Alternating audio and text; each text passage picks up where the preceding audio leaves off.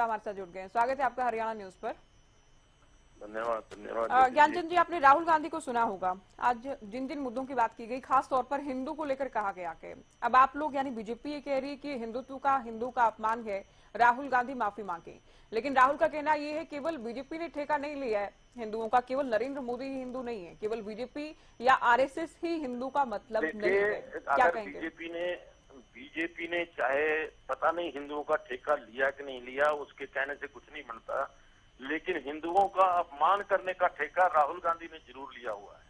हर किस्म का, हर स्थान पर हिंदुओं को नीचा दिखाने का प्रयास, हिंदुओं के बारे में अपशब्द बोलने का प्रयास, हिंदुओं के जो पूज्य हैं राम, भगवान राम का अस्तित्व ही नहीं है, भगवान राम है ही नहीं है, काल्पनिक है, इस प्रकार की जो बातें राहुल गांधी और उसकी पार्टी ने की हैं, उससे हिंदुओं के मन के अंदर गहरी पीड़ा है, दुख है कि एक जो अब आज वो अपने आप को हिंदू किस मुंह से कहते हैं, कहां से वो हिंदू हो गए जिसने हिंदुओं के अपमान करने में, हिंदुओं को गालियां देने में कोई कसर ना छोड़ी हो, और आज अपने आप को हिंदू साबित करने के अंदर लगे हुए हैं।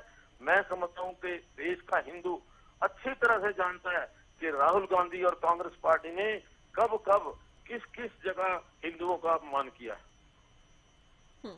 अच्छा, किसानों को लेकर भी कहा है कि बीजेपी किसानों को आतंकवादी समझती रही, जो हरियाणा का चूंकि जिक्र कर रहे थे कि हरियाणा में किसान आंदोलन कर रहे हैं, अभी किसान सड़कों पर हैं। पहले जब आंदोलन किया गया, आंदोलनकारी किसानों को सरकार ने आतंकवादी कहा। क्या कहेंगे? देखिए, ये राहुल गांधी कहते हैं आतंकवादी, ना तो भारतीय जनता पार्टी ने सरकार ने कभी जो किसान भाई हैं उनको आतंकी कहा। किसान कल्याण की सबसे ज्यादा योजनाएं, किसानों को सबसे ज्यादा मुआवजा किसी सरकार ने दिया है तो भारतीय जनता पार्टी की सरकार ने, हरियाणा की सरकार ने दिया है। जितना मुआवजा पूरे 50 साल के अंदर कांग्रेस पार्टी ने किसानों को नहीं दिया, उनकी फसलों का मुआवजा, हमने 10 साल के अंदर उससे 10 गुना मुआवजा जो है वो किसानों को दिया है। आज किसानों की बात करते हैं, किसानों को अगर 14 फसलों का जो एमएसपी रेट के ऊपर खरीद है केवल हरियाणा प्रदेश के अंदर होती है, और दुनिया से देश के किसी और दूसरे स्टेट के अंदर इतनी ज्यादा फसलों की खरीद एमएसपी रेट के ऊपर नहीं होती।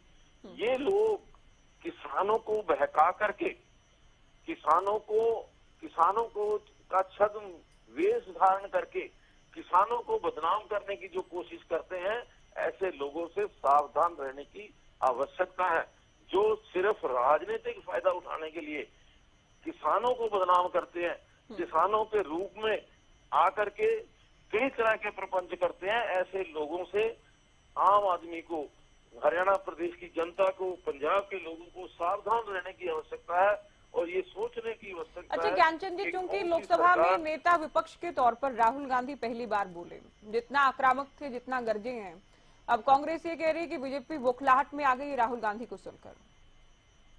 देखिए, राहुल गांधी क्या बोलते हैं कि उनको खुद नहीं पता होता, क्या कहते हैं वो उनको खुद नहीं पता होता, किस वो आक्रामक क्या आक्रामकता से बोले हैं। जिस प्रकार से वो हिंदुओं का अपमान पहले करते आ रहे हैं, अब भी वो हिंदुओं का अपमान, अपने आप को हिंदू बता करके हिंदुओं का अपमान कर रहे हैं। चलिए, बहुत शुक्रिया आप हमारे साथ जुड़े। बजरंग जी, आपने सुना कि